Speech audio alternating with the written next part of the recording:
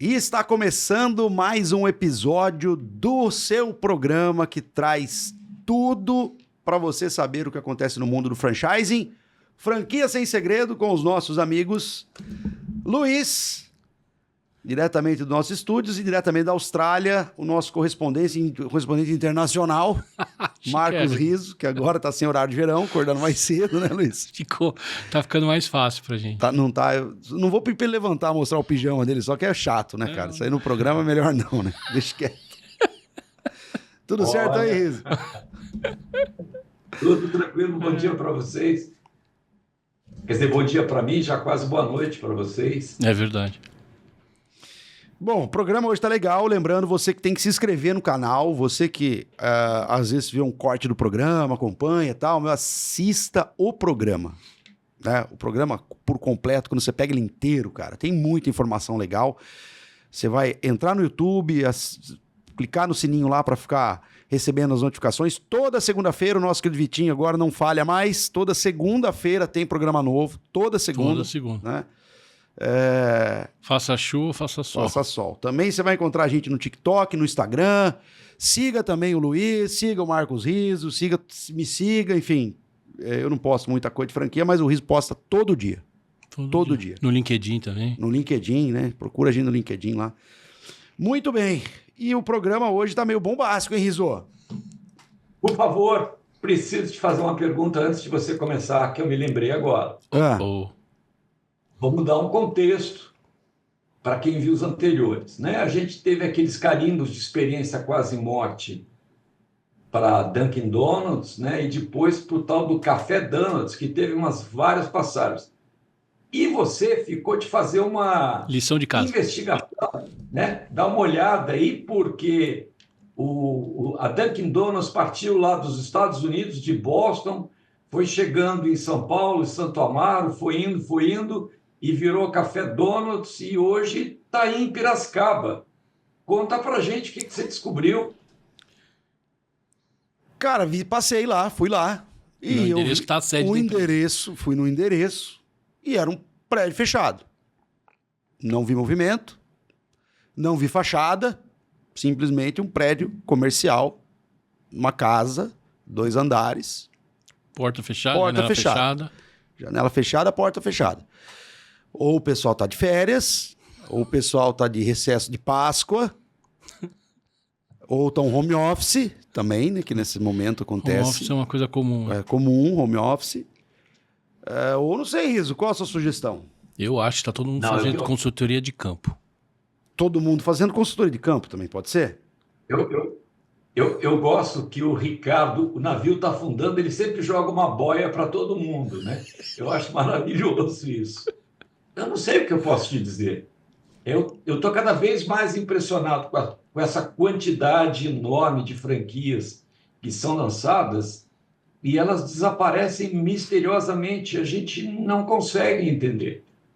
E tem várias, né, que a gente quer atrás, gostaria de conversar, e essa é uma delas, né? Ela simplesmente desaparece, e essa é especial, né, do ex-presidente da BF. Não, tem uma. Essa eu ainda não posso falar nada porque eu estou envolvido no processo. Ai, né? meu Deus. Mas a franqueadora, a cada 2, 3, no máximo 4 meses, ela muda de sede. A sede da franqueadora muda. Mas para ficar mais fácil, ela muda de estado. Não é só de endereço. E o CNPJ? Aí ela abre e fecha. Aí os franqueados às vezes recebem: olha, esse mês você pagou royalty nessa conta aqui desse banco digital. Agora, não, entendeu? Aí você olha, mas não é de vocês? Não, mas paga aí, eu te dou o recibo de quitação. É famosa? Essa já passou do experiência quase morte. Essa morreu mesmo. Essa tá morta. Já era. Essa tá morta. Qual é o segmento, só pra gente ser curiosidade? Educação e tecnologia. Educação e tecnologia. Vamos pesquisar, depois a gente divulga aqui, né, Risa? Mas, para dar um fechamento para todo mundo que nos vê e nos escuta, a gente vai continuar tentando achar onde anda Café Donuts. A gente não vai desistir. Não, e veja, o que a gente está fazendo não é muito diferente do que uma pessoa interessada numa franquia devia fazer, né? porque você tem que ir atrás de uma unidade franqueada, conversar para ver como que é uma operação. Isso tem que ver a franqueadora. Agora, se a gente procura a franqueadora e no endereço que é o CNPJ da franqueadora, não há nada, fica complicado. Mas, então, eu vou falar até no ar aqui, que eu comentei com vocês no grupo essa semana. No meu bairro tem uma Subway, numa avenida, uma Subway que fica praticamente vazia, sempre tá vazio, nunca tá cheio, nem de dia, nem na hora do almoço, nem na hora do almoço, nem à noite. A 200 metros dali tá abrindo uma outra Subway, cara. Eu não consigo entender. Eu queria entender, porque... E o cara não tá mudando de endereço. Pelo menos é do outro lado da rua, assim, porque... Você pode 200 metros, atravessa a avenida, anda mais uns 2 quarteirões ali, numa esquina, uma outra Subway, numa rua muito menos movimentada. Tem movimento também, mas menos movimentado. Então, assim, cara, estudaram o ponto? Não sei. Luiz, você vai começar cada vez mais a perceber, porque você começa a frequentar a Pira, né? E aí você vai ver que Pira não é só um lugar famoso pela cana-de-açúcar, né? Por as destilarias e tudo mais, né? É peixe, né? Eu acho que tem muitos movimentos cítricos aí na área também. Movimentos cítricos. Tem muita plantação de laranja aqui. Mas a laranja fica em Limeira, é perto, né? Laranjal fica em Limeira, mas é perto. Ou de Ribeirão, que não é tão longe assim também. Mas Rio Preto ganha. Rio Preto ganha. Eu só quero lembrar que vocês não lembram, não é da época de vocês. São José do Rio Preto. Isso. Porque tem Rio Preto também. São José do Rio Preto. Exato. E tem São José dos Campos também, então não vamos confundir. Mas há um tempo atrás, fui em Piracicaba, onde foram instalados alguns restaurantes de hambúrguer que entraram para o processo da Lava Jato de esquentar dinheiro, né? Então, assim, não é Piracicaba, todos os lugares acontecem isso. Mas que tem alguns movimentos cítricos que explicam isso, Ricardo, você pode ter certeza. Isso, infelizmente a gente tá nesse mundo, né? Eu já comentei aqui. Tem chegando no meu condomínio, tem os caras construíram um galpão de 3 lotes. Então, imagina o monstro que é aquilo. De 2 andares. Que, na verdade, o pé direito é duplo, é quase 3 andares. É uma loja de carro. Tem sempre os mesmos 5 carros lá. E se você tentar entrar na loja, ela não tá aberta nunca, mas tem 5 carros lá e as 2 placas com o nome da loja de carro. Se você for pesquisar, certeza que deve ter 1 milhão de notas fiscais emitidas de compra e venda no CNPJ deles. Entendeu? Assim, infelizmente a gente convive com umas realidades aí complicadas, né? Agora, o que não pode voltando para o assunto, eu quero comprar uma franquia, aí eu vou atrás da franqueadora, né? Não é uma unidade franqueada que fechou, eu vou até da sede da franqueadora e ela não existe, não tá lá, não tem uma campanha, não tem uma placa, não tem ninguém lá. E estão fazendo anúncio para vender unidades. Estão vendendo unidades. Não, mas daqui a pouco ganha selo também. Se não for o nosso, é deles. O nosso já ganhou. O nosso já está carimbado. Gente, é como a gente viu o site do Café Donuts. Não é mais franquia, é licenciamento. E como eu diria quando participei de um debate sobre isso, né, um amigo meu que falou, ele acabou de descrever o melhor modelo de franquia licenciável que poderia existir. Você me contou isso terça-feira. O cara descreveu a licença, defendendo o modelo de franquia, de licença, desculpa. Aí o outro fala, mas isso aí é franchising. Imagina o caramba que o cara passa. Vamos pra bomba. Vamos pra bomba. Vamos lá. Como os faraós e suas pirâmides de franquias estão incentivando seus filhotes, os pequenos faraós, a montarem sua própria rede pirâmide de franquia. Cara, o riso é bom escrever headline aqui. Cara, muito bom. Ficou muito boa essa. Bom, será que nós temos um sinal que o franchising está sendo deteriorado no Brasil? Nosso advogado Luiz. Vamos investigar. Fidelidade do franqueador com o franqueado, fidelidade do franqueado com o franqueador, transferência de know-how e padrão e ganho de escala pelo crescimento linear, perda da escala quando o crescimento é lateral. E aí fala o nosso Riso, que é um pouco da causa e efeito, né, Riso? Então, o meu comentário é porque é uma série de matérias que falam de uma figura chamada multifranqueado. E multifranqueado, até onde eu sei, existe por classificação da Associação Internacional da IFA, né? O multi-unit, que quer dizer o seguinte, é um franqueado que tem várias franquias da mesma marca.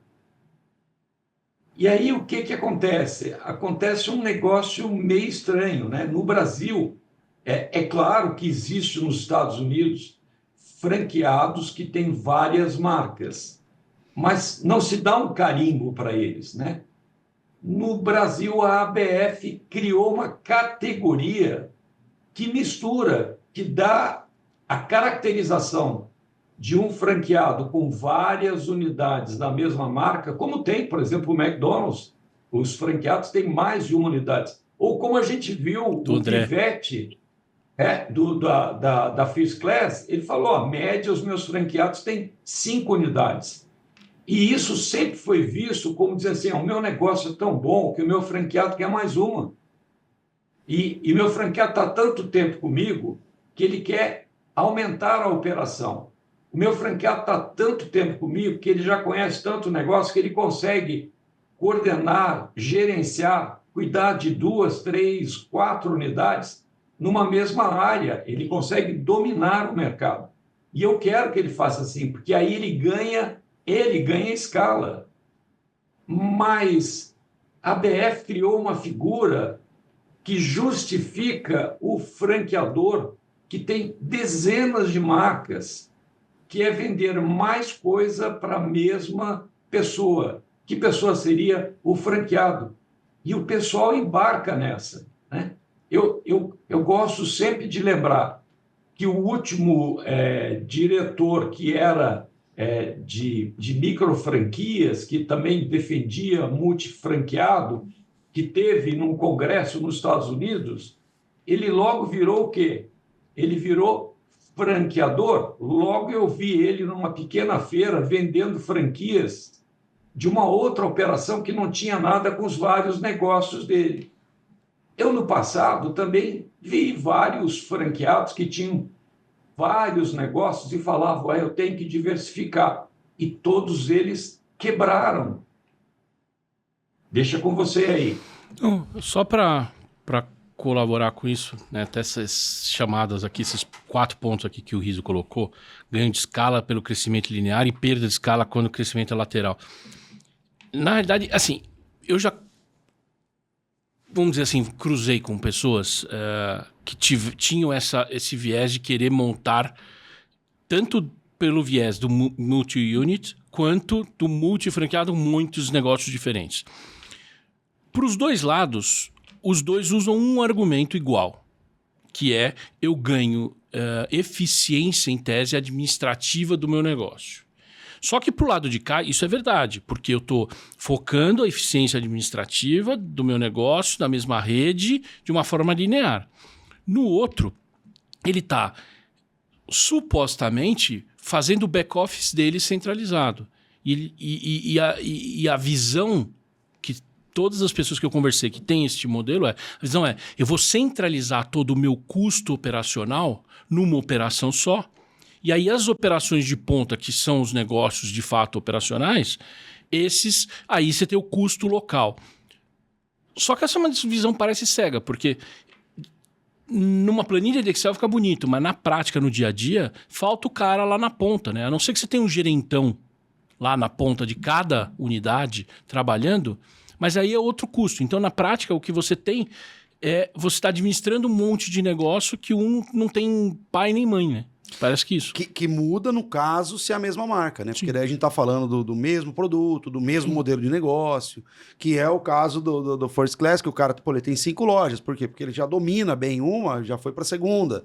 E aí o cara quer a terceira e assim por diante, né? Sim. Mas o Luiz colocou um ponto absolutamente maravilhoso. Concordo 100% com o que você falou, Luiz. Mas existe uma coisa além disso que você falou que ninguém te conta. Quando ele fala que eu vou conseguir centralizar os custos administrativos, é aí que ele morre. Porque o que ele faz? Para as várias marcas que ele faz, ele coloca um escritório. Lembra? Faria Lima. Ele coloca uma secretária. Ele tem que fazer as instalações, equipamentos, telefonia. Então, aí a coisa começa a crescer. E o que mata um pequeno negócio? A despesa fixa. E aí, as várias franquias dele, que antes ele enchia o bolso de dinheiro individualmente, tem que pagar uma despesa adicional. Porque ele não deixou, ele não conseguiu transferir essa despesa que ele tinha, simplesmente porque ele montou uma sede. Ela continua existindo no pequeno negócio. Porque ele continua com um aluguel no pequeno negócio, mas agora ele tem mais um aluguel da sede das várias franquias que ele tem. Então, é aí que eu vejo o cara se perder. Além disso que você falou, que é... Aí tem também outro ponto. Na maioria deles, as operações não têm formação de profissionais para gerar uma carreira, para ele substituir ele mesmo pela operação de uma pessoa bem treinada ao longo do tempo para cuidar do negócio, que seja aceita pelo franqueador. Porque um bom franqueador, ele não aceita falar com o seu gerente. Um bom franqueador fala com você, porque a franquia, na verdade, foi concedida para você. Então, o que este franqueado faz? Ele se ausenta da operação. E aí, pouco importa know-how, conhecimento, esse tipo de coisa, porque ele já está sentado no escritório central, ele já está com uma despesa adicional, e depois ele mete a culpa ou no varejo, que as coisas não estão indo bem, ou no próprio franqueador daquela operação que ele, entre aspas, acabou de quebrar. Não, o cara fica... Tem um cara que eu conheço, ele tem na mesma rua, perto de onde você morava lá, aqui perto, no meio do caminho para casa. Na mesma rua ele tem três negócios diferentes, de 3 franquias diferentes. Atravessando a rua, tem um predinho e ele tem lá o escritório dele. Só que acontece, o negócio do meio tá balançando. Ao invés de se fosse um negócio só, o que o cara ia fazer? 100% da atenção dele, da dedicação e de tudo tá ali. Não.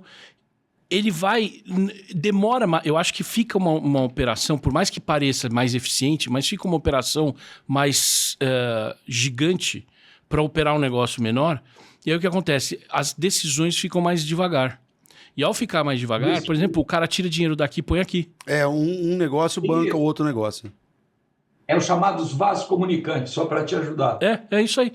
Eu ia chegar. Mas é que eu acho que não só... Porque se fosse só comunicante, por exemplo, um cara do Pivete, por exemplo, que ele tem 5 unidades, se o cara...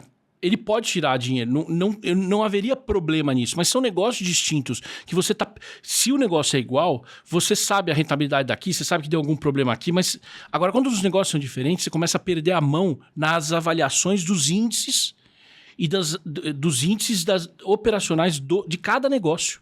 Então, na hora que esse negócio tá ruim, você tira o dinheiro dali, você não vai estar tão energizado assim, você vai mais devagar. E aí você vai mais devagar para ir e para voltar com uma solução. Então, você acaba ficando capenga tudo. E você tira dinheiro do negócio bom para pôr no ruim. Deixa eu dar um exemplo que vocês vão perceber isso. Você consegue ver, às vezes, em centros menores, né? Então, eu me lembro muito, em Florianópolis, no final do ano, eu tinha ido numa loja da Fórum, que era do mesmo franqueado, que tinha um negócio na cidade, mais ou menos de umas 20 lojas, na área de moda, lojas próprias, e ele também tinha Arezzo e ele também tinha uma outra operação. E aí, o que eu percebi claramente? Na Fórum, onde eu estava fazendo uma compra, né, que é uma franquia que não existe mais, né, mais uma, né, o sistema não estava funcionando. Aí eu perguntei, mas que sistema é? O sistema é o software da Fórum? Não, não, não, é o nosso aqui da área. Então, a primeira coisa que ele faz para ter controle, ele cai fora do sistema de controle do franqueador, que deveria estar no pacote da operação para melhorar a performance dele, e aí ele cria o dele. Daqui um pouco, lá naquele escritório que tem as despesas fixas, ele tem um cara de informática, né? Ele tem um desenvolvedor de software que é só para ele, para controlar as ordens. E, gente, o varejo não permite, não tem margem para esse tipo de coisa. Nós já conversamos, né, num episódio bem anterior, o que eu aprendi com o franqueado da Arbis, que ele me disse que eu estou no negócio de empilhar centavos, não é no negócio de alimentação. Então, o cara que é do varejo, ele sabe que qualquer perda para ele é significativa na operação. E essa coisa de centralizar para reduzir a despesa é o efeito ao contrário, ele multiplica a despesa. Sabe o que me parece, só esticando um pouco mais o assunto, o que me parece é o mesmo discurso, mas de um jeito diferente, daquela história do franqueador que deixa de ter unidade própria, que é o que eu falo, que o cara deixa de estar com o umbigo no balcão. Porque você vai se distanciando da operação que você devia se dedicar. Né? Então, por isso que eu falo, o cara acaba tirando o umbigo do balcão e acaba perdendo a mão. E perde a mão, porque também ele não vê os problemas, ele não enxerga tudo que está rolando ali em termos de 100% da atenção, tanto para o negócio que está indo bem, quanto para o negócio que quando não está legal, né? Dá até para abrir um canal de denúncias, a gente põe aí manda no chat do Instagram ou do YouTube, canal de denúncia de quantos franqueados desse tipo já não tiveram problema com equipe ou com roubo mesmo. Porque bota um carinha para controlar as unidades, você está muito distante, você precisa de um gerente financeiro que rode as unidades, e aí você começa a perder a mão, você descobre depois de 3 anos que o cara estava pegando R$100 aqui, R$100 ali, R$100 ali, e aí vai virando um caminhão de dinheiro. Ulisses, existe um problema que é comum a todos esses franqueados, é que eles nunca vão admitir isso que nós estamos falando. Sabe por quê? A vaidade, porque ele não quer mostrar que ele tomou uma decisão errada. Ah, sim. Então, nenhum deles admite isso. Você fala com o cara, mas não tem lógica, você está aumentando a sua despesa fixa, com o seu escritório, com a sua operação, com o seu software. Não, não. Ele não admite isso. E é interessante, porque nós já tivemos aqui para trazer alguns franqueados dessa situação, mas fica difícil eles falarem, né? Porque a primeira coisa, eles têm que admitir que eles erraram, e não apenas o franqueador. E o segundo comentário que eu ia fazer é: todos esses modelos em que tem um franqueado com várias marcas, quem está por trás dele? Um franqueador que também tem dezenas de marcas.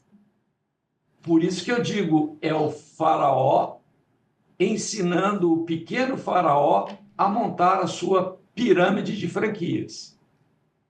Segue aí. E nisso todo mundo perde, né? Ponto. Bom, nos episódios de maio de 2024, a gente alertou aqui que a BF, desde 2010, vem mudando seu estatuto para sutilmente alterar a lei de franquias. Então tem aquela questão que o Riso trouxe, que a ABF usa bastante, que é o menos em parte, que até agora a gente não conseguiu entender o que é o menos em parte. Vamos entender. Porque eu acho que aí tem a confusão, né? Ao menos em parte do quê? Se é o menos em parte... Como é que uma franquia é o menos em parte, Riso? Explique. Não tem. A gente está desde maio tentando entender. Cara, vai fazer um ano. Vai fazer um ano de podcast agora e a gente não entendeu o que é o menos em parte. Será que alguém da BF podia vir aqui explicar para nós? Podia trazer alguém na BF, né? É bom explicar para todo mundo, para os novos, né, que estão iniciando aí com a gente, que a categoria determinada do franchising da BF que fala que esteja praticando o franchising, vírgula, ao menos em parte. Você pediu uma explicação? Eu não sei. Deve ser essa bagunça que a gente vê aí no mercado. Será que a gente consegue trazer alguém da BF aqui para conversar? Sabe que agora, por acaso, me deu um raio assim. Não vou falar o nome da marca, para variar, como eu não gosto de falar. Claro, Luiz mas esse isentão. Esse, ao menos em parte, me lembra, por exemplo, uma fábrica que fabrica líquidos engarrafados. Eles fabricam líquidos engarrafados. Mas eles, assim, o negócio de franquia não é 10% do negócio deles. Então, ao menos em parte, ele faz uma parte, é franquia. Uma parte é franquia. O resto não é. Faz sentido. Aí o franqueado compra uma franquia desses caras e acha que vai ter prioridade no negócio, atendimento. Vou receber produto sempre, na hora, quando eu pedir. Bom, mas eu faço uma afirmação. Isso que o Luiz acaba de colocar foi feito para o ao menos em parte entrar. E dar uma categoria e criar. É a mesma coisa do startup. Startup não é franquia, mas criar uma categoria, porque ao menos em parte. Aí entra um pouco da bagunça aí que a gente estava falando, né? Que o Riso já até acabou de falar aqui no começo do programa sobre o multifranqueado e sobre a IFA que não entende a mesma coisa de multifranqueado que a BF, né? Que são duas coisas completamente diferentes. E aí vira essa bagunça que a gente não consegue entender. E aí o Riso usa um termo que eu achei muito legal, ele gosta sempre de usar isso, que é assim: você aceitaria casar-se com alguém que tenha simultaneamente 3, 4 casamentos, no caso são franquias, né, com outras marcas? Então, eu acho que é um pouco disso que a gente está trazendo aí, essa questão da diversidade de modelos de negócio completamente diferente e coisas que não combinam, né? Não tem nada a ver. Enfim. Aí partimos, Riso. Fala.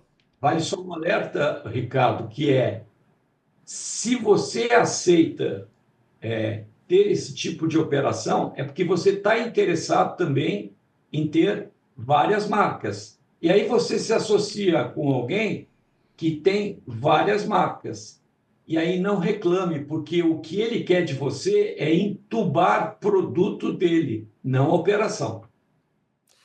E aí cai um pouco também na ilusão, né? A galera é boa de iludir, né? Não, você tem um café Donuts e tem uma lanchonete, e tem uma loja de sapato, e tem, porque daí, cara... Uma livraria. Você vai mesclando seus negócios, tira... cara, tem um monte de gente que fala isso, que eu acho meio estranho até, mas não põe as laranjas no mesmo cesto, né? Põe as laranjas em cestos diferentes. Pô, legal, e tá apodrecendo a laranja, você não vê, porque tem um monte de cesto pra você olhar. Excelente. Ricardo, sabe como é que eu chamo essas pessoas? Especialistas. Especialistas em generalidades. É isso. Nesse saco cabe qualquer coisa, mas ele é um especialista. Aí só para ele assim, não, eu sou um especialista em franquias. Cara, mas é assim... De novo, me lembra algumas coisas. Teve já faz uns bons anos, cara, eu tava, acho que na escola ainda, quando saiu aquele livro Pai Rico, Pai Pobre, lembra? Sim. Do Havaiano, muito lá. Bom. Eu não lembro o nome dele. Robert alguma coisa. Outro dia eu vi uma entrevista com ele. Cara, quando saiu aquele modelo, foi uma febre das pessoas quererem imitar o cara, né? E nos Estados Unidos até faz um pouco de sentido porque você estaria dentro do mesmo modelo econômico, de financeiro, bancário. Mas aqui aquele modelo é difícil aplicar, né? Mas aí, de repente, os caras vão lançando esses livros de autobiografia de fulano de tal, e as pessoas querem copiar. Então, um deles, por exemplo, que querem copiar é esse modelo do que saiu daqueles... Dos 3 brothers, da 3 não sei das quantas. Esses caras, eles têm uma gestão financeira agressiva. E hoje, muito franqueado que quer fazer isso, que você vê o cara montar muitas unidades, mas não com o perfil que o Pivete contou aqui, da First Class, mas quer montar muitas unidades de forma, que a gente vai ver ou hoje ou no próximo programa, de forma acelerada, com crescimento exponencial. Sabe essas palavras? Assim, o que vem por trás disso? Que o cara, no fim do dia, o cara que tá buzinando na orelha, ou que tá fazendo o planejamento de expansão desses caras, ou que tá planejando, forçando a barra para esse cara comprar e montar mais negócios, o cara simplesmente tá com o mesmo discurso dos outros caras lá. Você precisa montar um fluxo de caixa que seja sustentável, que se sustente para você poder passar para frente essa operação. Por quê? Porque alguém lá na frente vai pegar esse monte de unidade que você vai consolidar numa caixinha e vai impor dentro de uma outra empresa. Vai comprar o seu fluxo de caixa. Então tem muita gente que monta essas operações assim, de muitas unidades, não sei o quê, para no fim colocar numa empresa e aí ele fala, olha, tá vendo aqui, ó, meu fluxo de caixa é isso aqui. Compra. E o cara compra por um valor, um múltiplo de tanto esse fluxo de caixa. Então tem muita gente que cai nesse desculpinho acelerador exponencial, entendeu? Mas você fala que o cara que caiu nessa conversa também, ele monta, já sabe qual que é o futuro do negócio, né? Ele monta Então, pra ganhar um dinheiro, né? Ele tá montando para sair. Pra fazer um dinheiro. Não, Riso. Não, o Riso tá discordando. Não, o franqueador. O esperto do franqueador. Não, mas tem muito franqueado que cai nesse discurso, que é o mesmo discurso quando você vai naquelas palestras motivacional de que o cara chega com uma pastinha e te vende um negócio pra você aderir que você precisa comprar uns produtos, é a mesma coisa. O cara, ele vem com um bom discurso, ele fala, se você fizer isso, você vai conseguir gerar caixa suficiente para ter um fluxo bom. É isso que o cara fala. Luiz, você tem razão, mas só que aí a gente cai... Lembra do episódio com o Roberto Valverde? Lembra que ele falou da Espaço Laser, que tinha feito o IPO? Espaço Laser é dos amigos do Ricardo, lá de São José do Rio Preto, né? Que eles fizeram o IPO, e aí o que o amigo dele, que tinha algumas unidades, ou mais de fizeram? Eles se aproveitaram, inflaram esse chamado fluxo de caixa e repassaram a operação para o franqueador, que precisava mostrar um ativo para poder fazer o IPO. Justificar o preço. Porque eles não tinham. Aí eles ganharam muito dinheiro sabendo entrar e na hora de sair empurrando o negócio de volta para o franqueador por um valor 3 a 4 vezes maior do que eles pagaram há menos de um ano antes. Mas aí nós estamos falando de jogada de franqueado, jogada de franqueador. Não é esse o nosso caminho, né? Boas práticas, a gente vai ver que o franqueador vai estar sempre à frente do negócio. Não vai fazer essas jogadinhas, né? Então, as coisas acontecem desse jeito. Olha as operações, olha o que dá nisso, né? Aí a gente vê Salt Rock, daqui um pouco reempacota tudo, vira Zamp, agora não sei o que vai acontecer com a Zamp.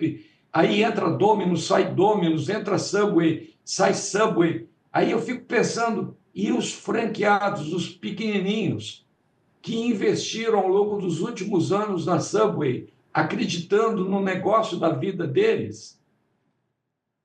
Essa é a avacalhação que a gente está vendo no mercado. Não, mas todo mundo tomou na cabeça. Todo mundo. Até eu gostava muito de tomar meus cafezinhos na Starbucks. Adorava. Eu tinha aqueles monte de negocinho de ponto, ganhava ponto com aniversário. Eu um dia recebi um e-mail, depois que eles entraram com a RJ, cancelamos a parte até ou você resgata até o final do mês, acabou. E eu tinha um monte de ponto lá. Foi tudo pro vinagre. Assim, não é só. Não para, o problema não para só no franqueado, porque quando a unidade vai mal, o consumidor lá na ponta também está sofrendo. Ou vai sofrer as consequências.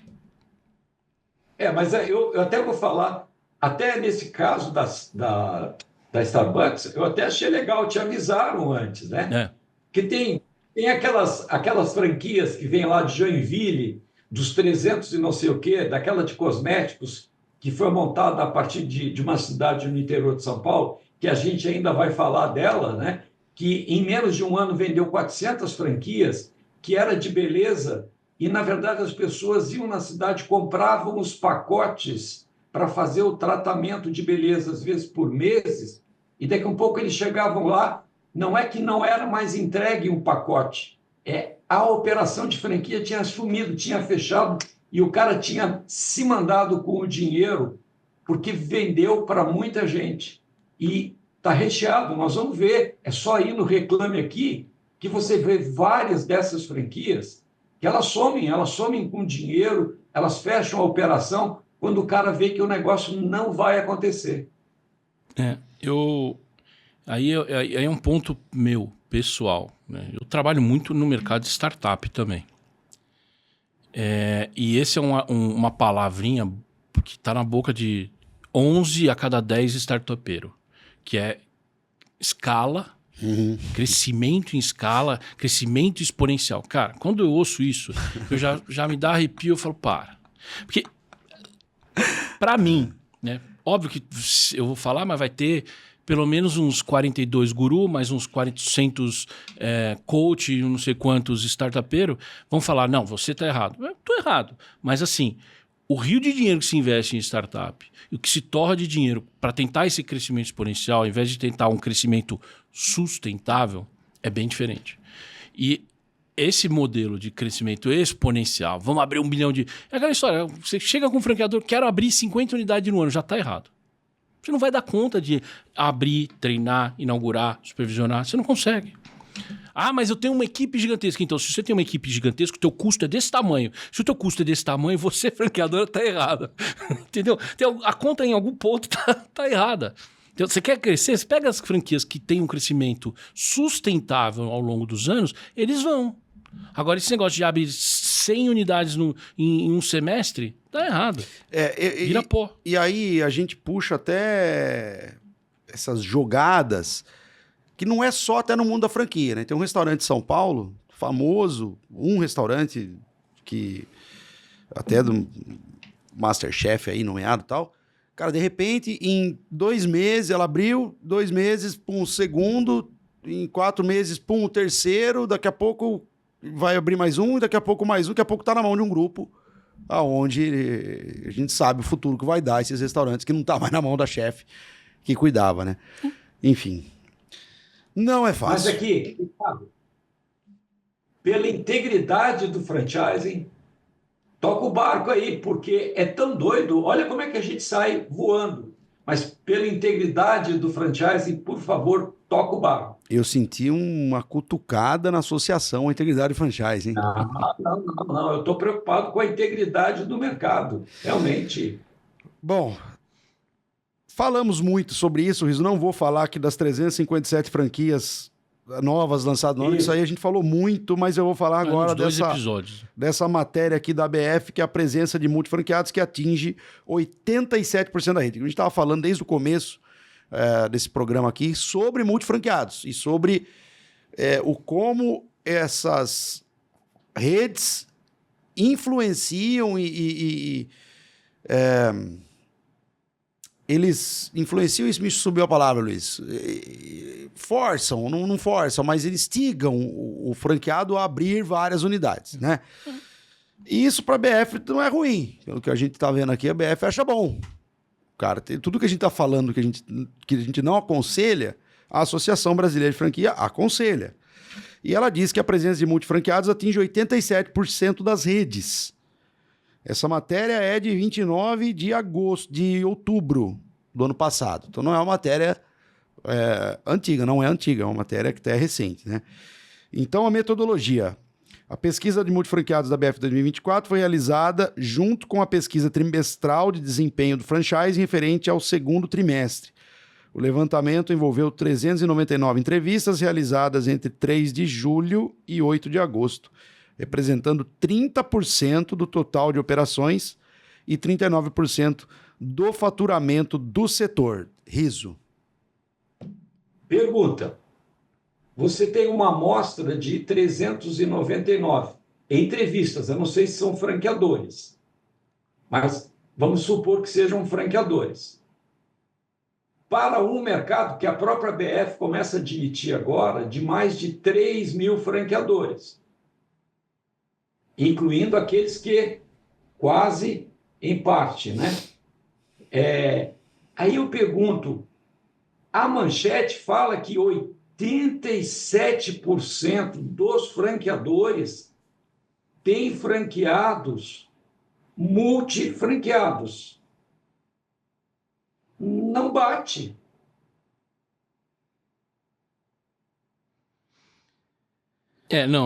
Essas umas estatísticas que a gente não consegue entender. Você pega uma amostra pequena e generaliza para o mercado todo. Então, assim, depende. Se você olhar, por exemplo, para a franquia do André, a First Class, ela se encaixa nisso. Opa, por enquanto ela se encaixa, porque ele tem um franqueado com várias unidades. Mas daqui a pouco você vê que essa definição para a BF, ela pega geralmente um franqueado com várias unidades de marcas diferentes. Por quê? Porque o franqueador dele, que é diretor da BF, também tem 10, 15 marcas diferentes e ele está sentado numa indústria e vende produto para todo mundo. Aí, meu amigo, não bate esse dado. Mas então deixa eu fazer um pensamento aqui, uma pergunta, uma colocação. Então o problema não está lá em cima, Riso? O problema não está esses grupos que são donos de várias marcas, e é isso que reflete nesses caras terem várias marcas? Porque se a gente pensar no McDonald's, o McDonald's só quer vender McDonald's. Agora, quando você pega um grupo que tem Subway, Starbucks, o cara quer empurrar todas essas marcas no mesmo cara. É o faraó querendo montar o pequeno faraó com suas pirâmides de franquia. É a pirâmide da pirâmide. Mas aí vai minha pergunta, então. Você que andava muito, circulava muito lá nos Estados Unidos, no meio dos grandes. Uma marca grande, como a Domino's, por exemplo, não enxerga isso, não vê isso aqui no Brasil e fala, opa, pera um pouco, eu não vou entrar nessa operação, não.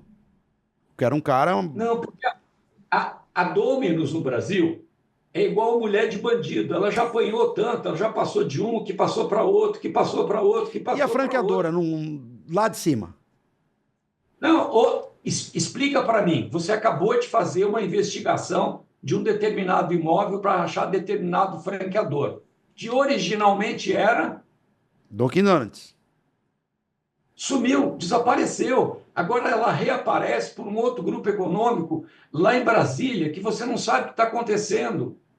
Mas a minha pergunta é, o franqueador lá dos Estados Unidos, cara, ele não acompanha cara, isso?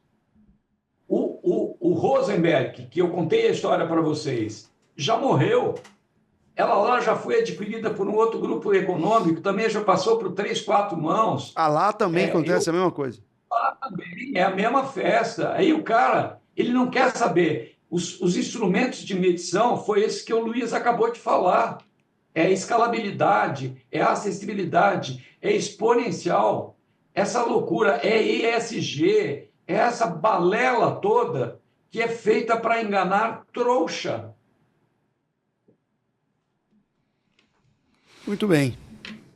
Mais direto impossível. Mais direto impossível. Eu vou até ler agora aqui o que a BF entende por multifranqueados, tá? Os multifranqueados podem ser divididos em 2 tipos.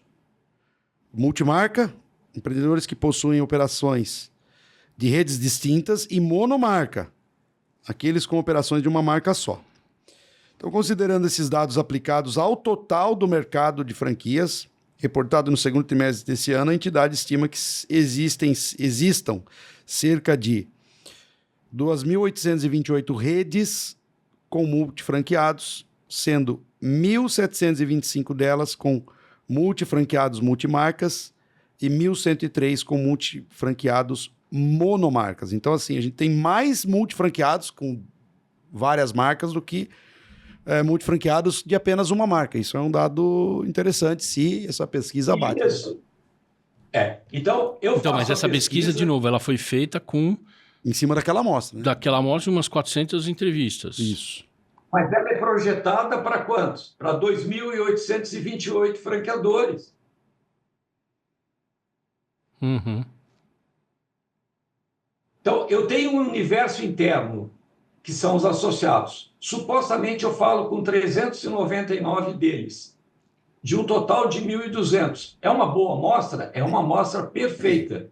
Então, eu tenho que fazer a projeção em cima dos meus 1.200. Mas espera aí, nem todos os 1.200 são franqueadores, você tem fornecedor e tal. Mas vamos lá, 1.399, se forem franqueadores, a gente não sabe, né? Pode ser aqueles também, já que, né? É uma boa amostra? Continua sendo uma boa amostra, aplicada ao universo de quê? De 1.000 franqueadores. Mas não dos 3.000 que está ali. Você não conhece esse mercado, você não pode utilizar a sua amostra para fazer uma projeção para um universo que você não tem a menor ideia do que acontece com ele, porque ele não te pertence, porque eles nem dão bola para você.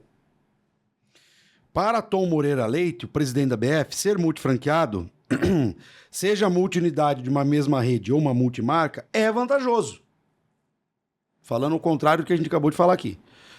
Tanto para ele... Ricardo, só um detalhezinho do número que você deu ainda há pouco, né? Você vê que a sardinha é puxado para a brasa do multifranqueado que tem multimarcas. Por que você fala que eles, em cima de um universo que você não domina, são os maiores? Porque te interessa, porque a tua própria operação é de dezenas de marcas e você tem interesse que os teus franqueados tenham todas as 10 marcas ao mesmo tempo. Perfeito. Desculpe te interromper. Não, faz razão. Então ele fala o seguinte: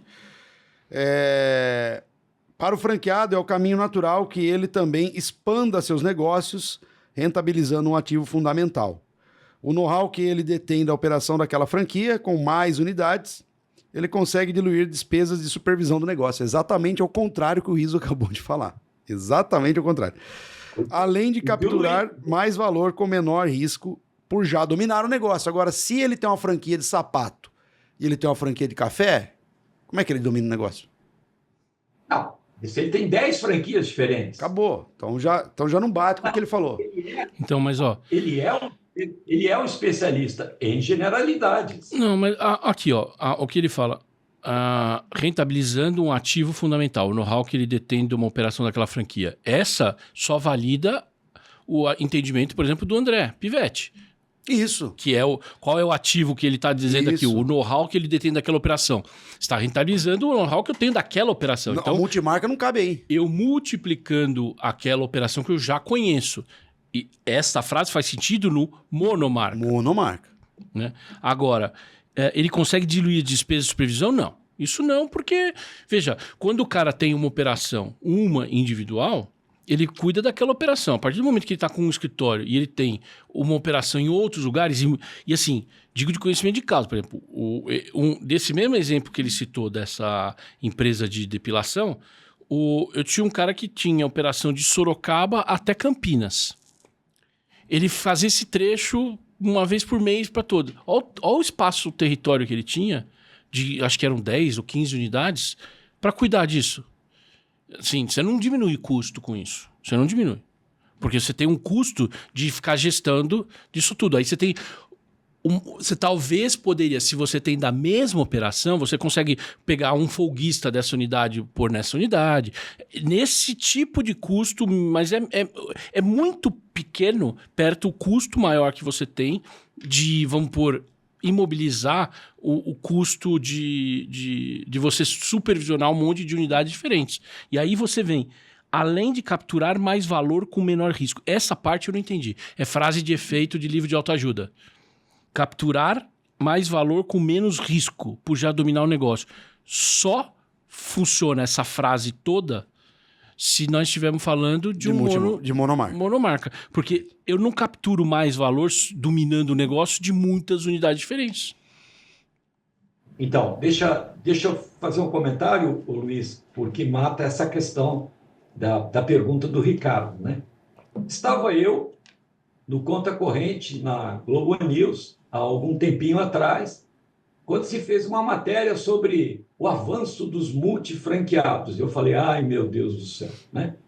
E lá estava o grupo Ornatos, que tinha franquia Morana, e mostrou uma matéria com um franqueado de Ribeirão Preto, que tinha adquirido franquias do grupo Ornatos, que era mais sanduíche, era uma série de operações que não tem nada a ver, né? Em São Paulo. E aí eu fiquei pensando exatamente isso que o Luiz acabou de falar. O cara vai sair de Ribeirão e vai até São Paulo para cuidar do negócio, ou o inverso também é verdadeiro. Isso não tem a menor lógica. E não apenas a operação dele não aconteceu, como o franqueador também implodiu, e aí ele virou Alipar. Aí ele sai de São Paulo e vai para Indaiatuba. E aí é um negócio, mas a Morana continua em São Paulo, mas os negócios de alimentação, walk, não sei o quê, din-din, e aí eles são incorporados pelo outro. É a mesma história que a gente está vendo, Café Donuts, Dunkin' Donuts. E aí você não consegue mais saber quem é o quê, porque essas operações implodem. Bom, vamos seguir aqui então, ó. CEO e sócio do Grupo Trigo, controlador das marcas Shining Box, Spoleto, Gendai, Asa, Açaí e Cone Story. O Tom foi vice-presidente da entidade entre 2019 e 2022 e presidente no último biênio de 23 e 24. A ABF possui atualmente 1.700 associados e representa um mercado que movimenta mais de 2% do PIB. Isso um dado de novembro agora, tá? Então vamos lá. Vamos falar do Grupo Trigo. Riso. Grupo Trigo. Quantidade de marcas do Grupo Trigo. Spoleto, maior rede culinária italiana do Brasil. Shining Box, maior rede de delivery asiático da América Latina. O Gendai, a maior rede de culinária japonesa do Brasil. O Cone, uma marca de culinária japonesa fora da caixa. O Le Bonton, uma marca do Grupo Trigo. O Gourmet, 2V dele e conveniência. Deve ser 2V dele, né? Pizzaria Spoleto. Eu nem sabia que Spoleto estava com pizzaria também. Não. Legal. Também não. Não sabia mesmo. Muito bom isso. Ou não. Asa Açaí. Tudo do Grupo Trigo. Aí, ao serem observados mercados mais maduros, como os Estados Unidos, há uma forte presença de multifranqueados que criam verdadeiros conglomerados de franquias na visão do presidente da BF. A tendência é que a indústria do franchise no Brasil tenha cada vez mais multifranqueados. Então, eu acho que isso aqui é um pouco do que eu perguntei para o Riso agora há pouco, que se não é o interesse de quem é dono dessas marcas empurrar mais lojas nos franqueados, que é exatamente isso que a gente está vendo. Né? Então, você pega o Grupo Trigo, que tem negócios completamente diferentes. E, cara, vou vender pro Luiz uma de cada. Quero o Luiz com uma franquia de cada, né? Pergunta. Cadê a Domino's? A Domino's não estava aí? Não tem uma série de franqueados do Grupo Trigo que devem ter tido a Domino's na mão também? O que aconteceu? Cadê a Domino's, Riso? Boa, cadê? Fale para nós, por onde anda? Eu perguntei para você não tenta perguntar para mim. Fechou uma aqui na minha cidade, cara, recentemente. Fala por onde anda. Tem uma lá em Sorocaba. Eu tô até com dó do dono da loja, porque ele escreveu assim, passa-se o ponto. Mas, cara, tá fechado, já faz uns 3 meses, vai passar ponto do quê? Ali aluga-se, não é passa ponto. Perdeu o ponto já, né? Ponto queimou, né? Sim. Mas você entendeu a pegadinha? O Faraó, Grupo Trigo, tinha uma marca no meio dessas 200 aí que já pertenceram a uma outra rede, a um outro grupo, que era do Shiba, né? Gendai, Shining Box, que agora se mistura com eles, mas a Domino's também não estava aí, mas a Domino's também já está com a operação, já passou para lá, que passou para cá. Então, atrás do grupo tem um fabricante que vende produtos para franqueados. Aí múltiplos negócios têm que justificar o faturamento da indústria. Já ouviu essa história antes? É exatamente isso. Tem o pão de queijo, todas aí tem uma frase que o Riso adora. Além de ser uma tendência internacional, a ABF atribui esse crescimento dos multifranqueados à maior maturidade e robustez do setor de franquias do país. Tudo ao contrário do que a gente falou, incrível isso, né? Ao fato desses parceiros de negócios serem igualmente mais maduros e experientes, com maior musculatura financeira e ao próprio desenvolvimento do franchising brasileiro. Teça os comentários. Eu já não tenho mais o que comentar. Segue o barco. Não sei se o Luiz quer falar alguma coisa, mas me assusta. Concluindo, de novo, olha, a nossa manchete, né, se vocês acataram ela, é o faraó montando o seu pequeno faraó e a sua pirâmide de franquias.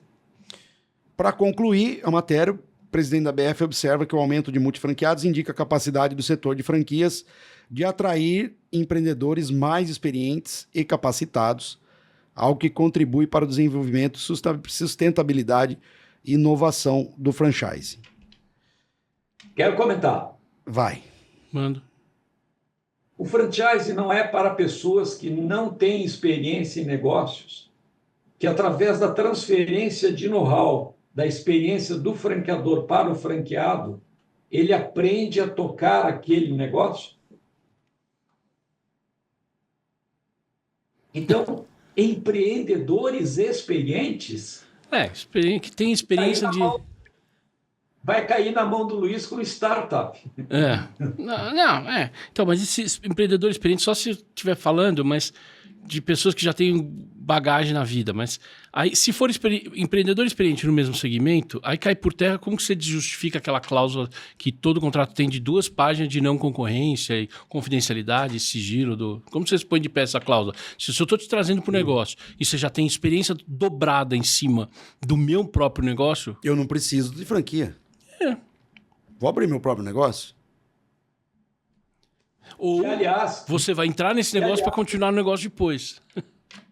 E, aliás, o nosso episódio, eu não tenho certeza, mas no 10 ou no 11º, o Luiz explicou de maneira brilhante como isso vira uma falácia, né? Segredo de indústria, segredo da operação, do teu know-how, que o Luiz chamou de o pó de pirilim-pim-pim. É uma bagunça, gente. Pelo amor de Deus. Muitas dessas operações, se você for ver, a gente sempre tenta destrinchar quando você pega um modelo de negócio. Principalmente esses de marca e produto.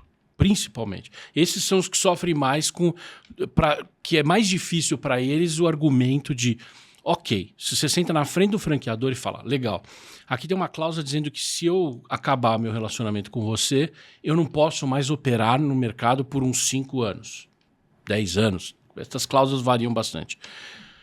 Mas me conta, o que exatamente é o segredo do teu negócio? Porque você vai eu vou montar uma loja para vender um sanduíche, eu vou montar uma loja para vender um produto. Não é comércio? Você vai me ensinar comércio? Coisa que eu podia ir no Sebrae, bate na porta do Sebrae e fala, eu queria fazer um curso de como compra e vende bolsa. Entendeu?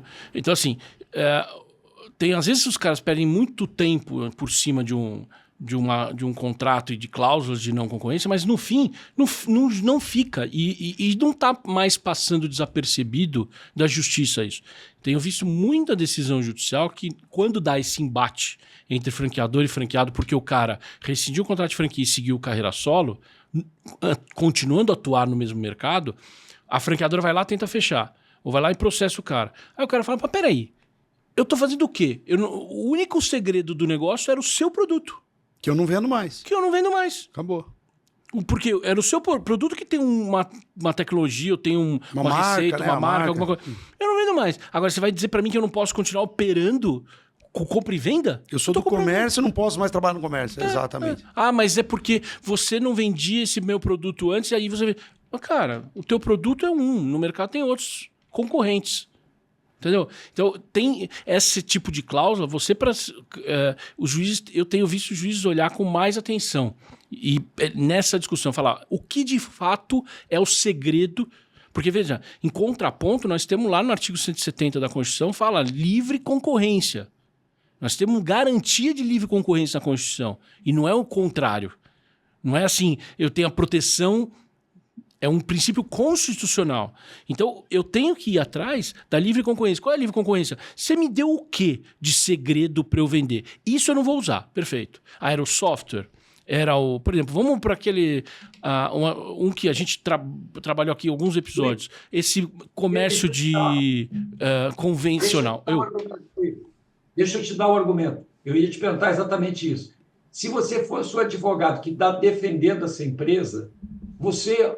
usaria o argumento que, de acordo com a UBF, eu estava fazendo ao menos em parte?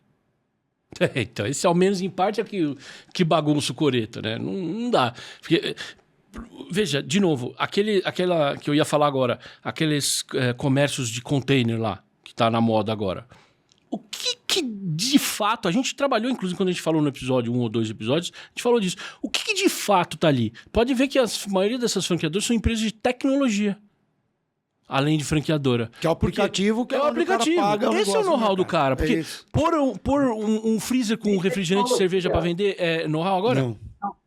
Eu vou pôr aqui na produtora. Boa. Meios de pagamento disfarçados de tecnologia, disfarçadas de alimentação e que se disfarçam de franquias. Sim. Aí tem que mentir a quantidade para justificar a startup.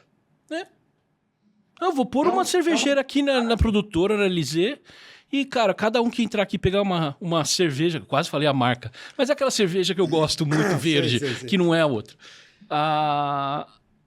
Põe aqui, que o cara passou, põe uma maquininha de cartão e virei uma franquia na LZ. É o franchise, é o Store in Store. Store in Store. Pra gente fechar, que o nosso tempo tá acabando, Riso, fala da feira MUFC, que é a Multi-Unit Franchise Conference, que tá Então, eu bem vou falar associado à matéria que a gente acabou de ver. É que a matéria de outubro, daqui um pouco, em fevereiro, a gente vê, todos os anos tem, esse congresso de multi-units. E aí a gente vê que o povo da BF está todo indo para lá e não tem nada que ver com a IFA. Esse não é um evento IFA. Esse é um evento patrocinado, montado e estruturado por corretores, brokers de franquia, Global Franchise, dos Estados Unidos. Não, essa foto aí e essa matéria saiu no último newsletter da própria Então, associação. mas aí nesse caso eles são esses caras que também apoiam essa prática no mercado, de vender multi... Mas aí você vê a foto dos caras da BF que estavam lá, são os faraós, proprietários de várias marcas. Você entende por quê? A coisa está completamente ligada. Os vendedores de material didático, os vendedores de alimentos, com as suas fábricas, com as suas editoras, né? Até mesmo aqueles que arrebentaram com redes de franquias. Desta aí que o Luiz adora, né? Mais Poderoso Timão, mais não sei o que de São Paulo, mais Nosso Bar, mais não sei o que, mais não sei o que. Está todo mundo lá em festa, porque são os faraós que levam agora os pequenos faraós para eles também montarem as suas pirâmides. Mas a melhor, para não falar que essa é a parte importante, que isso tudo era uma armação para vamos nessa conferência, e aí ninguém fala, mas é franchise, não é franchise? Não. Se cria aquelas estimativas e se faz uma afirmação na manchete, estimativa que vira 87% das redes de franquia no Brasil tem multifranqueados, o que é mentira, porque fala de estimativa, daqui a pouco faz a afirmação. Mas aí, para onde descamba isso tudo? Que é a última parte do nosso programa. E assim, só para fazer um takeaway, assim, fechar a minha parte com um comentáriozinho. Do lado do franqueador, tem franqueador que, quando você senta para conversar com o cara pergunta para você, tipo, que nem, sabe aquela história do quando você é na casa da namorada para pedir o pai em casamento, o pai sentava assim, o que você quer com a minha filha? É, sim. Então, mas tem franqueador que fala, o que você quer com esse negócio? O André falou que faz isso, Sim. da First Class. Ele falou, a primeira entrevista com um candidato é comigo. É, exato. Lembra que ele falou isso? Sim. Por quê? Porque ele quer saber o que você quer aqui. Qual é o teu futuro aqui? Você quer casar comigo ou você quer ter um monte de diamante? Porque se você quer ter um monte... Veja, o espaço complicou e talvez tenha entendido errado. Não é um monte de diamante e sim um monte de amante. Um monte de amante. É porque é importante. Aí, o que acontece? Você quer casar comigo ou você quer ter um monte de filiaizinhas e de outros negócios? Porque se você tem franqueador que olha e fala, eu não quero esse perfil pra mim. O meu perfil é o cara que veste a camisa e tá no negócio. E aí faz toda a diferença do mundo, porque aí já é o franqueador fechando a porta para um cara desse entrar. Daí essa estatística fica estranha. Por quê? Porque na estatística ele já fala 87%, mas de 400. Ou seja, é 87% de 400. E não de 1.200. Não de 1.000 e pouco. É. Já é um primeiro problema aí. Segundo problema. Tudo bem, é a mesma história de quando tem eleição, né? Você entrevista 10 mil pessoas, você vale para o Brasil. Tem cálculo estimativo? Tem, mas aqui você está fazendo uma pesquisa de amostragem. Então, o headline da matéria tinha que ter sido um pouco diferente, porque não reflete a realidade. E outra, ele coloca todo mundo no mesmo balaio, que não é. Multifranqueado, multi-unit é uma coisa. Multifranqueado de muitos negócios é outra coisa. Esses caras encaram os negócios eles mesmos de forma diferente. De forma diferente.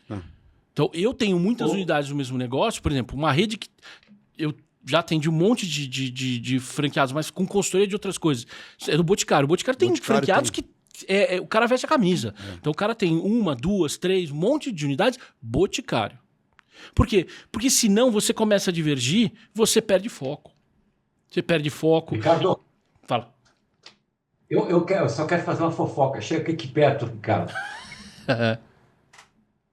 Você viu que num episódio anterior, ele faz questão de sentar com o franqueado e perguntar: você viu essa cláusula? Você sabe o que é sucessão? Você prestou atenção aqui? Eu pergunto, se ele estivesse trabalhando para um desses faraós com 30 marcas, como é que ficaria a cara dele tentando explicar para um multifranqueado se ele leu a cláusula, se ele viu, se ele aceitou, se ele tem alguma coisa para comentar? Não tem como. Não tem como, não dá. Cara, ó, eu tenho 2 casos, só para... Prometo que não falo mais nada. Tenho 2 casos de 2 redes distintas que eu atendi e eu faço isso. Eu sento na frente do franqueador. Quando o franqueador pede, eu sento na frente para discutir o contrato. Uma, eu comecei tipo umas 9 da noite, 7 da noite, e o contrato foi assinado às 4 da manhã, mas só foi assinado, eram 2 portugueses que estavam assinando o contrato, comprando a franquia. Depois que a gente leu e discutiu cláusula por cláusula do contrato de 120 cláusulas. Nossa. E uma outra, de uma franquia de quiosque, que na realidade eu não posso fazer cortesia com o chapéu alheio. O cara que era o gestor, hoje ele não está mais nesta marca, mas é ele que contou para mim a ideia do pozinho de pirim-pim-pim. Ele falava, o jargão é dele, que o negócio dele tinha um pozinho de pirim-pim-pim. Essa marca, uma vez eu sentando para fazer uma renovação do contrato com o franqueado, a gente tinha acabado de mudar o contrato, então eu tinha assumido a rede há uns anos, a gente reformulou COF, contrato, então o que ele tinha antes não ia... A gente, na hora que valeu, isso é uma prática legal. Alterei a COF, é um padrão novo, mudei tudo, não é só troquei capítulozinho, não. É um novo modelo de COF pro negócio. Eu circulei para todos os franqueados. Os que já tinham contrato assinado. Fala, gente, ó, essa é a COF nova que está valendo a partir de 1º de janeiro de 2025. Quando acabar o seu contrato, é essa aqui que você vai assinar. Então você já está sabendo hoje. Vai lendo. Você tem 3 anos de contrato ainda? Vai lendo. Você tem 3 anos para ler. E aí sentamos com um cara que ia ter que renovar. 9 horas de negociação e de revisão, explicando cláusula por... Então eu faço isso, Riso. Eu faço. Mas é difícil, vai ser difícil. Eu não gosto de morder minha língua, mas falar que eu vou atender um cara que tem milhões de marcas, vendendo um monte de marcas, com o mesmo contrato, vai ser difícil, cara. Fazer isso com um franqueador faraó. Não é meu perfil. Então... Não é meu perfil, não preciso e eu faço esse cheque antes de falar, olha, eu dou uma... Não. Às vezes sabe quando você manda aquela proposta de 7 vezes o valor para não fechar? Adoro mandar proposta assim, eu duro quando fecha. Né? Você passa... Todos nós aqui passaríamos um papel de ridículo. É claro, a mesma coisa eu. Eu não vou aceitar um negócio desse. Eu caio fora, eu não entro. Mas você é metido. Não, é porque é bagunça. Eu não multiplico bagunça, gente, pelo amor de Deus. Não, e outra, fica contraditório. Se a gente bate na tecla aqui de ética, valor e não sei o quê, aí você chega lá, olha, o Luiz agora é advogado daquela rede que tem 7 marcas e 42 mil aceleradoras. Cara, isso acontece de vez em quando nos órgãos superiores nossos aí, né? A mulher não sei quem, advogada não sei quem, tem essas coisas. A mulher de alguém agora foi contratada por um banco. Por um banco que tá com uma ação na justiça, e essa ação na justiça são milhões, enfim...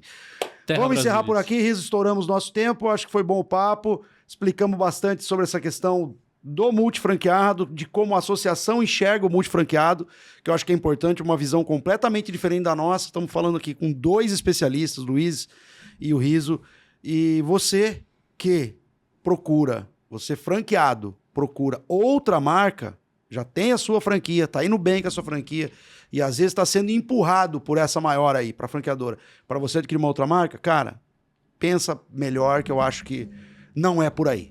E mande dúvidas, põe a pergunta, a gente adora responder perguntas e buchas. Mas manda bucha, não manda perguntinha rasa, não, que o Riso gosta de circo pegar fogo, cara. Pergunta alguma coisa da década de 80, para ver se o HD dele tá funcionando. Rebenta.